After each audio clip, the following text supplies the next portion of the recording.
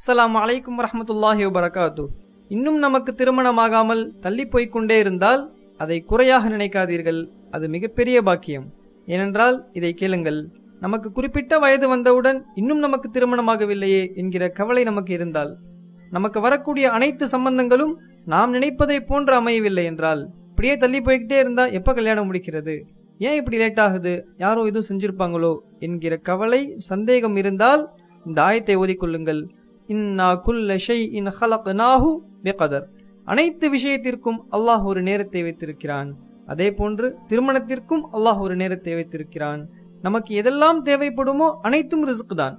வேலை, உணவு, வீடு, வாகனம், குழந்தை, கல்வி அனைத்தும் ரிஸ்க் தான். அதே போன்று திருமணமும் ஒரு ரிஸ்க் தான்.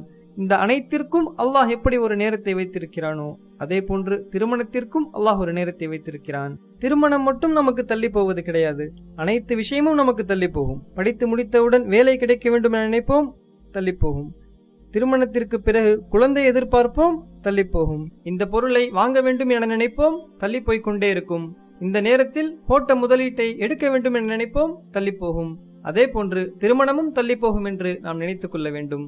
ஏன் நம்முடைய திருமணம் இப்படி தள்ளி போயிட்டே இருக்கு, இதுக்கு என்ன காரணம், ஒருவேளை இப்படி இருக்குமோ, இவங்க காரணமா இருப்பாங்களோ என்கிற எண்ணம் மட்டும் நமக்கு வந்துவிடக்கூடாது.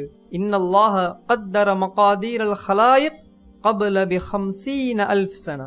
நம்முடைய துணையை நாம் பிறப்பதற்கு முன்னாலே அல்லாஹ் விதித்து விட்டானா என்றால் இல்லை, நாம் பிறப்பதற்கு 50,000 ஆண்டுகளுக்கு முன்னாலே அல்லாஹ் விதித்து விட்டான் இவர்கள்தான் கணவன் மனைவி என்று. அல்லாஹு அக்பர். திருமணம் தள்ளி போவது சோதனையா, அது ஒரு குறையா என்றால் இல்லை, அது ஒரு பாக்கியம். திருமணம் தள்ளி போவது அந்த திருமணத்திற்காக அல்லாஹ் நம்மை தயார்படுத்துகின்றான். சிறந்ததை கொடுக்க வேண்டும் என்பதற்காகத்தான் அல்லாஹ் தாமதப்படுத்துகின்றான் என்று நாம் புரிந்து கொள்ள வேண்டும்.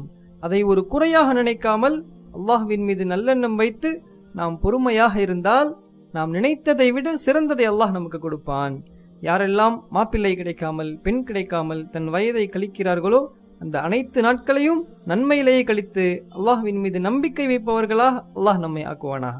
அவர்கள் நினைத்து பார்க்காத அளவிற்கு சிறந்த கணவன் மனைவியை, குழந்தை செல்வத்தை பெற்றுத்தரக்கூடிய, மார்க்கமுள்ள, ஒழுக்கமுள்ள, பாசம் வைக்கக்கூடிய, அல்லாஹ்வை பயப்படக்கூடிய, நல்ல குணமுடைய, நல்ல குடும்பத்தைச் சேர்ந்த, நன்கு உழைக்கக்கூடிய கணவன் மனைவி அல்லாஹ் நமக்கு தருவானாக.